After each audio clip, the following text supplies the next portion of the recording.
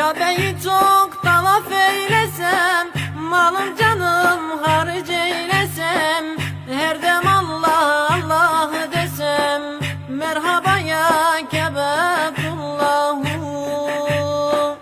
Kabe yeryüzünü arşı, sokakları nurdan çarşı, Arafat dağına karşı, arzum sendedir Beytullahu.